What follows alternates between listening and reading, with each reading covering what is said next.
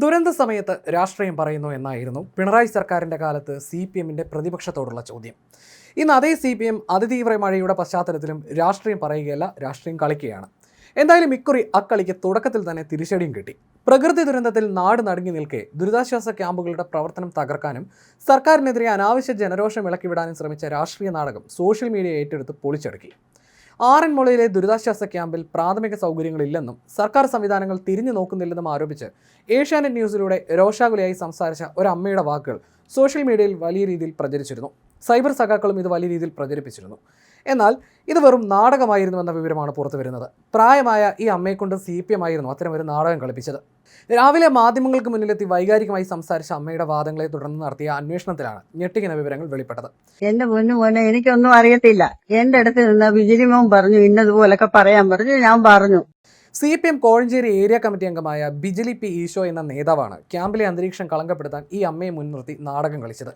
എന്തോത്തിനായി government ഞങ്ങൾ ഉണ്ടാക്കിയിട്ടല്ലേ ഇവരെ കയറി പോകുന്നത്, ഇനി ഞങ്ങൾ കണ്ടോളാം, ഇതിനേക്കാൾ എന്ത് ഡീസൻ്റ് ആയിരുന്നു വിജയൻ, ഇതായിരുന്നു രാവിലെ ഈ അമ്മ പറഞ്ഞത്.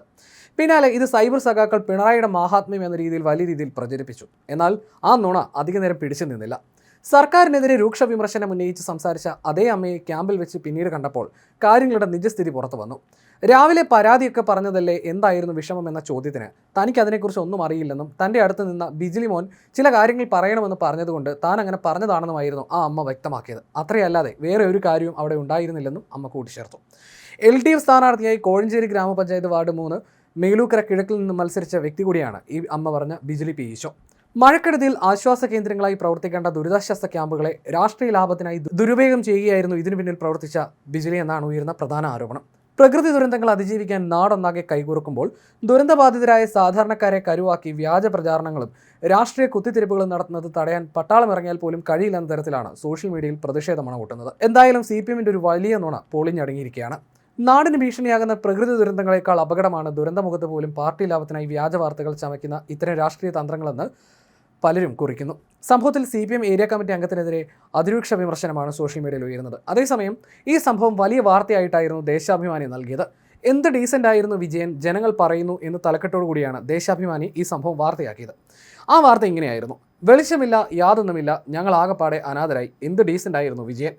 ആറന്മുളയിലെ ദുരിതാശ്വാസ ക്യാമ്പിൽ നിന്നുള്ള അമ്മയുടെ വാക്കുകളിലുണ്ട് എല്ലാം. ഇന്നലെ രാവിലെ വന്നതാണ്, വെള്ളമില്ല, വെളിച്ചമില്ല, ഒരു സൗകര്യമില്ല, എന്ത് സർക്കാരാണിത്, ഞങ്ങൾ ഉണ്ടായിട്ടല്ലേ ഇവർ കയറി പോകുന്നത്, ഇനി ഞങ്ങൾ കണ്ടോളാം, ഇതിനേക്കാൾ എന്ത് ഡീസൻ്റ് ആയിരുന്നു വിജയൻ. പ്രമുഖ ചാനലിൽ നൽകിയ ദുരിതബാധിതയായ അമ്മയുടെ വീഡിയോ ലക്ഷങ്ങളാണ് ഇതിനോടൊപ്പം കണ്ടത്. ഇതാണ് ഇന്ന് കേരളത്തിന്റെ മനസ്സ്. ഇങ്ങനെയായിരുന്നു ദേശാഭിമാനി വാർത്ത നൽകിയത്. സഖാക്കളുടെ കള്ളത്തരം കയ്യോടെ പിടികൂട്ടിയിട്ടും ദേശാഭിമാനി ഈ നിമിഷം വരെ ഈ വാർത്ത ഇതുവരെ പിൻവലിച്ചിട്ടുമില്ല. ബിജിലിയുടെ ഫേസ്ബുക്ക് പ്രൊഫൈലിലെ ചിത്രം ഉൾപ്പെടെ പങ്കുവെച്ചുകൊണ്ട് ഒരു കോൺഗ്രസ് സൈബർ പേജിൽ വന്നൊരു കുറിപ്പ് ഇങ്ങനെയായിരുന്നു: രാവിലെ ഏഷ്യാനെറ്റ് ന്യൂസിൽ കുളിച്ച് പൗഡറൊക്കെ ഇട്ട് ഒരുത്തൻ ആറന്മുളയിലെ ദുരിതാശ്വാസ ക്യാമ്പ് ശരിയല്ല എന്നൊക്കെ പറഞ്ഞിട്ട് പൊട്ടിത്തെറിക്കുന്നത് കണ്ട് അവൻ്റെ വാക്കുകൾ കേട്ടപ്പോഴേ സംശയമുണ്ടായിരുന്നു. അവന് തപ്പി ഇറങ്ങിയപ്പോൾ ഊഹം തെറ്റിയില്ല, പക്ക അന്തം കമ്പി. പ്രളയത്തെയും പിന്നെയും തടുക്കാൻ കഴിയും, പക്ഷേ അന്തം കമ്പികളുടെ വ്യാജ പ്രചരണവും കുത്തിത്തിരിപ്പും തടുക്കാൻ പട്ടാളം ഇറങ്ങിയാലും നടക്കുമെന്ന് തോന്നുന്നില്ല എന്നായിരുന്നു ആ കുറിപ്പ്.